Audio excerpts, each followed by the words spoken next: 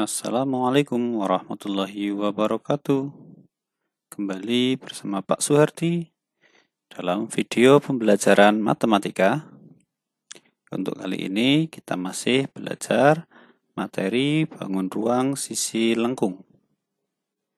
Materi kelas 9 semester 2. Pada video kali ini kita mempelajari hal tentang kerucut. Dari pengertiannya, sifat-sifatnya, luas permukaan, volume, serta contoh soalnya. Sebelum kita mulai belajar, kita harus berdoa dulu. Semoga yang kita lakukan bisa mendatangkan manfaat yang baik untuk kita. Oke, mari kita mulai belajar. Pertama kita lihat benda-benda apa saja sih di sekitar kita yang berbentuk kerucut. Pertama ada, pernah lihat ini ya, pembatas jalan. Pembatas jalan berbentuk kerucut. Ya, kalau kita beli di toko kita bilang kun, gitu ya. Kun itu bahasa Inggris dari kerucut. Selanjutnya ada nasi tumpeng. Nasi tumpeng biasanya dibentuk seperti kerucut, ya, kebanyakan seperti itu. Ada lagi, ini bangunan namanya Monjali atau Monumen Jogja Kembali, ya, ada di Yogyakarta. Itu juga bentuknya seperti kerucut. Ada lagi ini rumah adat di Papua, ya. Rumah adat di Papua, atapnya dibuat dari jerami membentuk kerucut. Ya. Ada lagi yang mungkin ini agak aneh, ternyata bakso pun ada yang berbentuk kerucut. Biarpun tidak sempurna, tapi menyerupai kerucut ya. Dan masih banyak lagi benda-benda berbentuk kerucut yang ada di sekitar kita. Oke, kita lanjutkan pengertian dan bagian kerucut. Kerucut adalah bangun ruang 3 dimensi yang dibatasi oleh sebuah lingkaran dan sebuah selimut berbentuk juring lingkaran yang menutupi bagian tegak kerucut. Oke, sifat-sifat kerucut kita lihat dulu gambarnya. Ada kerucut dengan jari-jari R, dan tingginya kita misalkan T, serta ini ada S. S ini adalah garis pelukis. Nah, R, T, dan S itu membentuk segitiga siku-siku. Jadi misal kalau kita mau mencari S gitu ya, mencari S ya akan berlaku S kuadrat sama dengan R kuadrat ditambah T kuadrat. Atau kalau misal disuruh cari R gitu ya, berarti ya berlaku R kuadrat sama dengan S kuadrat kurang T kuadrat. Berlaku teorema Pythagoras. Oke ya. Seperti ini. Oke, kita perhatikan sifat-sifatnya. Yang pertama memiliki sebuah rusuk yang mengelilingi alasnya. Alasnya ya, jadi rusuknya itu bukan garis S ini ya, tapi rusuknya adalah di sini nih. Yang garis yang melingkar di bawah ini. Ini rusuknya. Jadi hanya satu yang mengelilingi alas. Yang kedua memiliki 2 buah sisi, yaitu sisi alas dan selimut kerucut. Ini sisi alas berbentuk lingkaran Dan selimut kerucut. Selimut kerucut ini kalau kita buka akan membentuk sebuah juring lingkaran dengan jari-jari S. Yang ketiga, memiliki sebuah titik puncak. Titik puncak ya. Oke, ini titik puncak. Kita tidak menyebut sebagai sudut ya. Karena kalau sudut itu pengertiannya adalah pertemuan dua garis ya. Kalau ini bukan pertemuan garis ya, ini kita sebut sebagai titik puncak. Oke, selanjutnya kita pelajari tentang luas permukaan kerucut. Kalau ada sebuah kerucut dengan jari-jari R dan garis pelukis S ya. Dan garis pelukis S gitu ya. Kita buka ya, akan menjadi sebuah juring lingkaran dengan jari-jari S, ini jari-jari juring lingkaran ini S garis pelukisnya, dan jari-jari lingkaran ya, alasnya ini berbentuk lingkaran, jari-jarinya kita misalkan R ya. Jadi ada juring lingkaran, ini juringnya jari-jarinya S dan rusuknya R. Garis yang melengkung ini sebenarnya adalah yang ada pada menutup alas tadi ya. Menutup alas berarti keliling lingkaran. Berarti panjang garis yang melengkung ini, panjang busur yang ini adalah 2πr atau keliling lingkaran alas. Oke. Berawal dari sini, kita membuat sebuah persamaan. Persamaannya luas juring dibagi luas lingkaran. Luas juring dibagi luas lingkaran akan sama dengan panjang busur dibagi keliling lingkaran. Luas juring ini dibagi luas lingkaran penuh, ya, itu akan sama dengan panjang busur yang ini dibagi keliling lingkaran penuh, gitu ya. Ini menggunakan prinsip kesebangunan yang baru kita pelajari beberapa waktu yang lalu. Oke, kalau kita masukkan hasilnya, luas juring kita belum tahu, tapi luas lingkaran adalah, karena jari-jari lingkarannya S, luas lingkaran adalah PR S pangkat, luas lingkarannya adalah PS kuadrat, karena jari-jarinya S. Ini akan sama dengan panjang busurnya tadi 2PR dibagi 2PS. 2PR kan panjang busur ini, kalau keliling lingkaran yang atas ini berarti 2PS, karena jari-jarinya S. Oke, dari sini kita bisa tuliskan bahwa luas juring itu akan sama dengan 2PR dikali PRS dibagi 2PS. Ya, di sini kalau kita sederhanakan, 2pi kita bagi dengan 2pi. Gitu kan? S-nya ini S pangkat 2, kita bagi S di sini. Jadinya luas juring itu sama dengan pi RS. Ya, tinggal pi RS. Ini rumus untuk luas juring yang sini. Ya. Jadi luas juringnya adalah pi RS. Terus luas alas ini, kalian tahu pasti. Alasnya berbentuk lingkaran, berarti luasnya adalah PR pangkat 2. Oke ya, dari sini kita bisa simpulkan bahwa luas permukaan kerucut itu adalah jumlah dari luas selimut ditambah luas alas. Itu luas alasnya PR kuadrat ditambah PRS. Atau kalau kita mau sederhanakan penulisannya, ya itu akan menjadi PR gitu ya. R ditambah S. Ya. Tapi sekali lagi, yang perlu saya pesankan adalah kalian jangan terpaku pada rumus yang sudah jadi ini. Kita lihat, perhatikan prosesnya.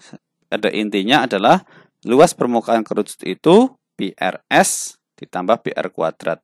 Luas alas ditambah luas selimut. Ya, sehingga nanti ketika ada pada soal penerapan, itu kalian bisa pikirkan satu persatu. Jadi tidak langsung menggunakan luas permukaan kerucut gitu. Ya, karena pada permasalahan-permasalahan sering mungkin kerucutnya tidak ada tutupnya gitu ya.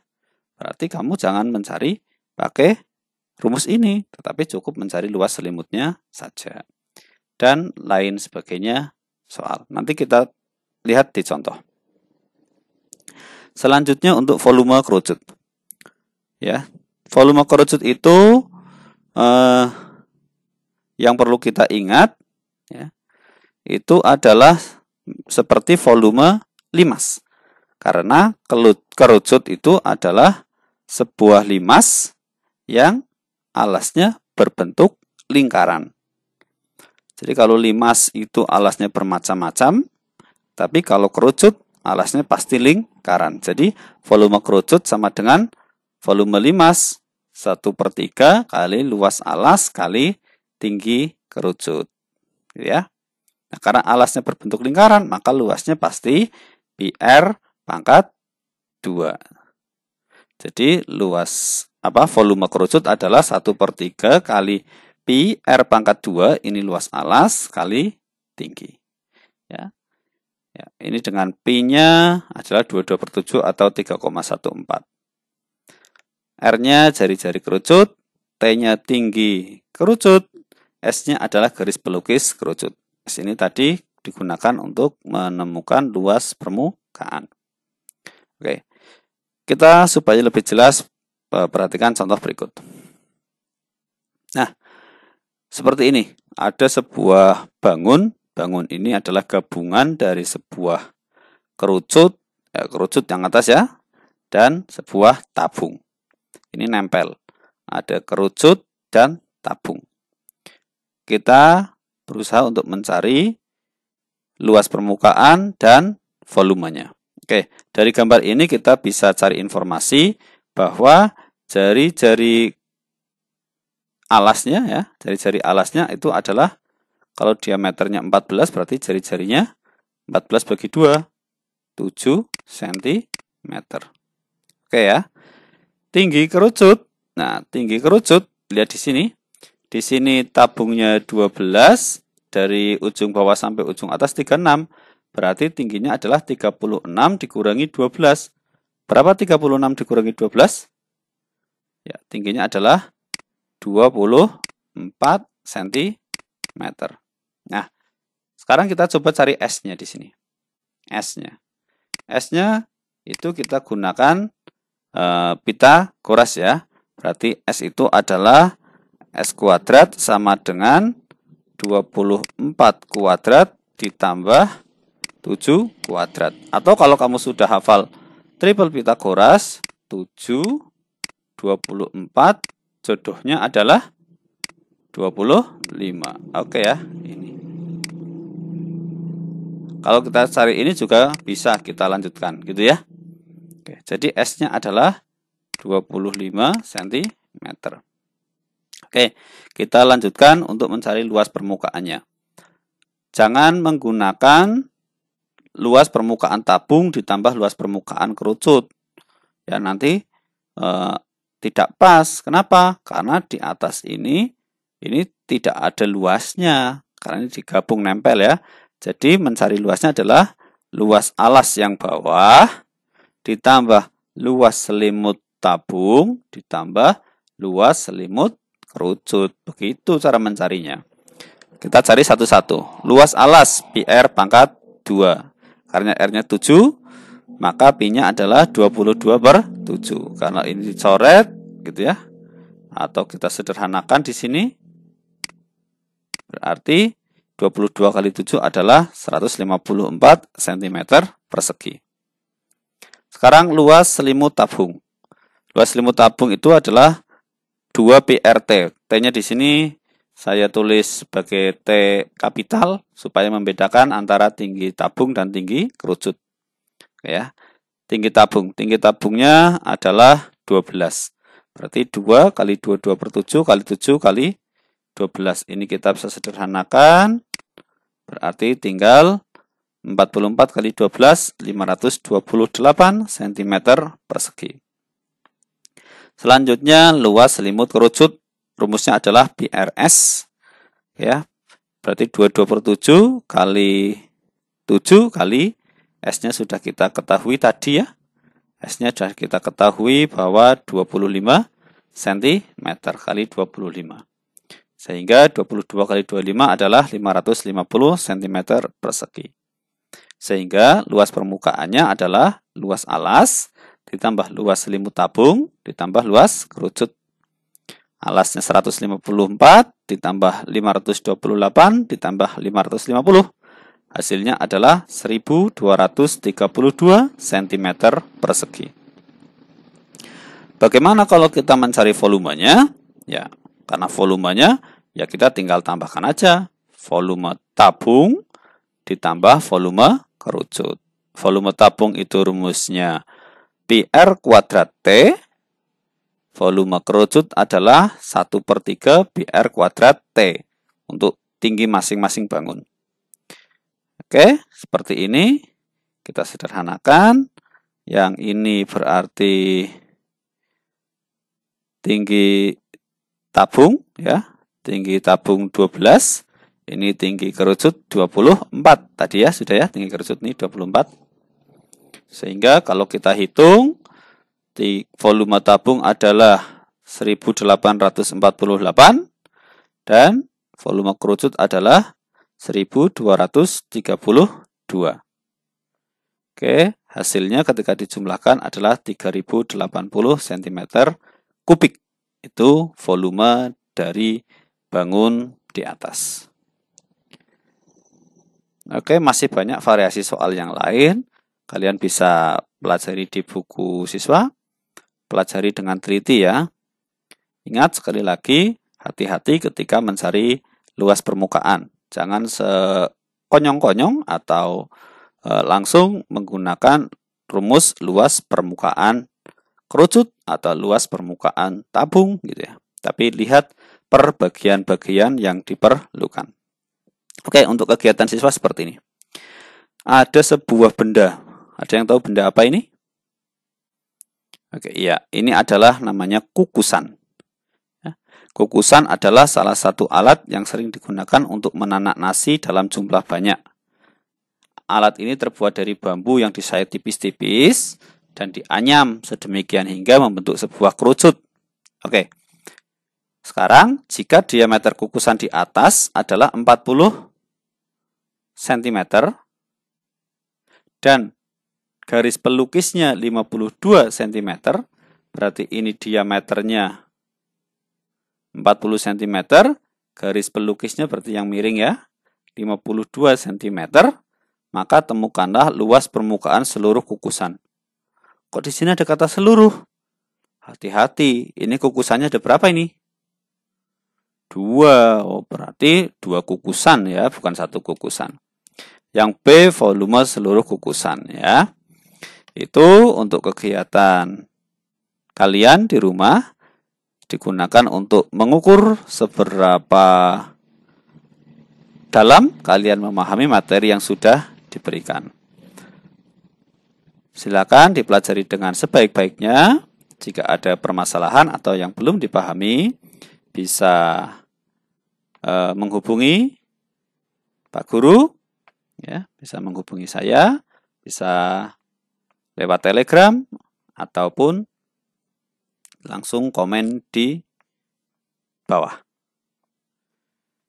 Sekali lagi, tetap semangat untuk belajar. Jangan banyak mengeluh dan jaga kesehatan. Diakhiri, wassalamualaikum warahmatullahi wabarakatuh.